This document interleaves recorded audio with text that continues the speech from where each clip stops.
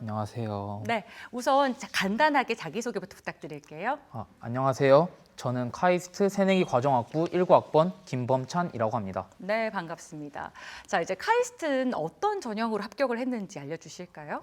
저는 카이스트에 수시 일반 전형으로 합격을 했습니다. 수시 일반 전형은 1단계에서는 자기소개서, 생활기록부, 추천서를 바탕으로 서류평가가 진행되고 2단계에서는 면접평가가 진행되며 이를 합산하여 최종 합격자를 선발하는 전형입니다. 네. 저는 경북에 있는 자사고를 졸업했고 내신 등급은 2.34 등급이었습니다. 1단계 서류평가가 70%라고 알고 있는데 그럼 학생부 활동은 어떤 활동들을 했는지 좀 자세하게 알려주실까요? 제 학생부 활동 내용을 한마디로 요약을 하자면 수학자의 꿈을 구체화해 나가는 과정이라고 요약을 할 수 있을 것 같습니다. 네. 수학이 좋다는 이유로 막연하게 수학자가 되고 싶었는데 이 길이 과연 저에게 맞는 길인지 탐색해보고 싶었고 이를 네. 교내 활동을 통해서 탐색을 해나갔습니다. 먼저 1학년 때에는 수학의 다양한 분야를 접해보는 것에 초점을 맞췄는데요. 위키피디아에 이제 수학의 조합론의 분야 중 하나인 램지 이론에 대한 내용을 기고해본 경험과 그리고 택시 기하학을 주제로 교내 수학 동아리에서 칼럼을 작성해본 경험이 있습니다. 램지 이론이란 용어 자체도 굉장히 생소한데 택시 기하학은 또 뭔가요? 택시 기하학에 대해서 간략하게 설명을 해드리자면 두 점이 있을 때 일반적으로 두 점을 잇는 선분이 최단 거리를 의미합니다. 하지만 그 두 점 사이에 이제 건물과 같은 장애물이 있을 경우에는 그 선분이 최단 거리가 아니게 되는데 이러한 경우에 대해서 알아보는 것이 택시 기하학입니다. 네, 아주 쉽게 설명을 잘해줘서 고맙습니다. 네, 또 감사합니다. 어떤 활동들이 있었나요? 그리고 수학자들의 테드 강연을 듣고 이에 대한 내용을 영어 시간에 발표하기도 하였는데요. 네, 이렇게 수학자들의 삶을 간접적으로 체험해 보면서 진로에 대해 깊이 고민하는 모습을 보여주기도 하였습니다. 2학년 때에는 제 관심 분야에 대해 집중하는 모습을 보여주었는데요. 네.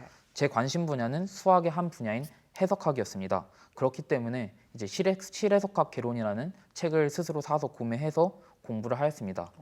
하지만 책의 내용을 스스로 이해내기에는 한계가 있었기 때문에 친구들과 스터디를 하면서 최신 미적분학을 교재로 함께 공부해 나가면서 책의 내용에 기본이 되는 지식을 함께 익혀 나갔습니다. 네. 또한 제 스스로의 지적학습뿐만 아니라 학교 수업 시간도 적극적으로 활용을 하였습니다. 학교에 이제 고급 수학 투와 같은 이제 여러 수학 관련 선택 과목이 개설되었는데 그런 선택 과목을 전부 다 수강을 하면서 수학에 대한 제 이해 폭을 넓혀 나갔습니다.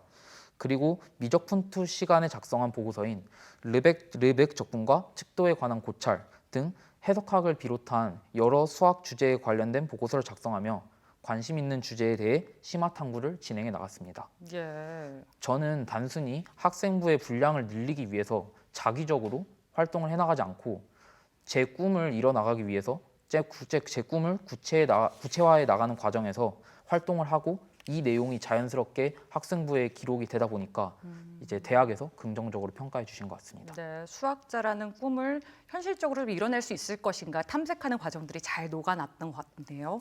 그럼 이런 활동들을 바탕으로 자기소개서 답변은 또 어떻게 했는지도 궁금합니다. 네, 제 자기소개서의 핵심을 먼저 말씀드리겠습니다.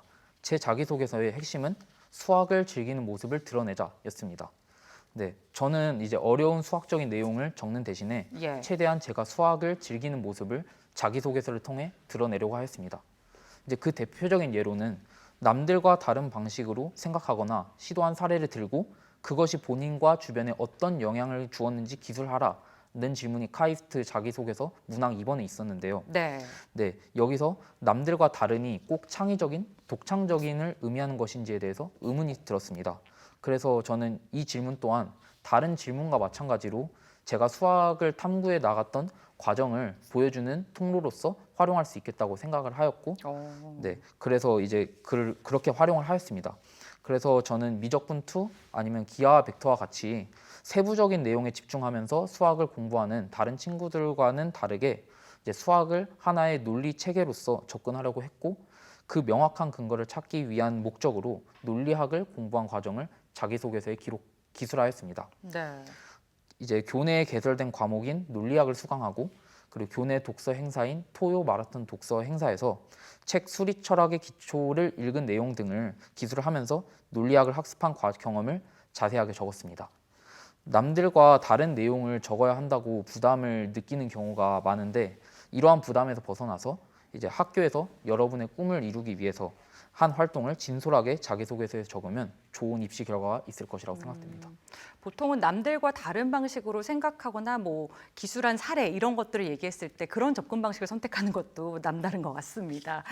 자, 카이스트 면접은 어떤 방식으로 진행이 됐고 또 면접에선 본인은 어떻게 질문에 답을 했는지도 알고 싶은데요. 면접은 크게 학업 역량평가와 학업 외 역량평가로 이루어집니다. 학업 역량평가는 수학, 과학, 영어에 관련된 개인별 구술 면접으로 진행이 되고 예. 학업의 역량평가는 이제 개인별로 공통 질문이 주어지고 그리고 자기소개서에 관련된 개인별 이제 구술 면접으로 구성이 됩니다. 이제 자신의 순서가 되면 이제 문제풀이실에 입실을 하여 수학, 과학, 영어 그리고 공통 질문에 대한 답변을 준비하게 됩니다. 그 후 첫 번째 면접실에 입실하여 학업 역량 평가를 진행하게 되고 두 번째 면접실에 입실하여 학업의 역량 평가를 진행하는 방식으로 진행이 되었습니다. 네. 이제 제일 기억에 남는 질문이 있는데요. 제일 기억에 남는 질문은 왜 굳이 수학의 대중화를 이루어야 하나였습니다. 이건 학업 외 역량 평가의 네, 부분인가요? 학업의 역량 평가에서 예. 첫 번째로 한 질문이었습니다. 어떻게 답했어요? 저는 이제 단순히 수학의 대중화를 이뤄야 한다라고만 막연하게 생각을 했지 예. 그 이유에 대해서 깊이 생각해 본 경험이 부족하였기 때문에 이러한 저를 이제 반성하게 되는 계기가 되는 질문이었습니다. 그래서 그런 것이 이제 면접관님들에게도 느껴졌는지 면접관님들께서 계속 꼬리 질문을 하셨고 결국에 마지막에 본인이라면은 이런 방향으로 대답을 했을 것이다라고 면접관님께서 말씀하실 정도였습니다. 네, 그래서 저는 면접 이후에 저는 이제 떨어질 수도 있겠다라는 생각이 들었지만 이제 서류 평가의 비중이 70%나 되고 그리고 그 외의 질문에 대한 제 답변에서 카이스트에 대한 제 진학 의지를 확인을 하셨는지 결국엔 최종 합격까지 할 수 있었다고 생각됩니다. 네, 뭐 본인 부족한 부분을 담백하게 수용하고 인정한 것도 하나의 플러스 요인이 됐을지 않았을까 이런 생각이 들어요. 자, 이제 마지막으로 수험생들에게 좀 당부하고 싶은 한마디가 있다면 어떤 게 있을까요? 저 아까 이렇게 계속 말씀드렸다시피 저는 수학을 좋아하고 이제 수학을 즐겨 하는데 이러한 제 모습과 모순되게 3학년 때에는 이제 의과대학으로의 진학을 진지하게 고민을 했었습니다. 주위에서는 이제 제 높은 성적을 보고 의과대학으로의 진학을 조심스럽게 추천을 하기도 하였고 그리고 의과대학의 높은 명성 때문에 고민이 굉장히 많이 되었습니다.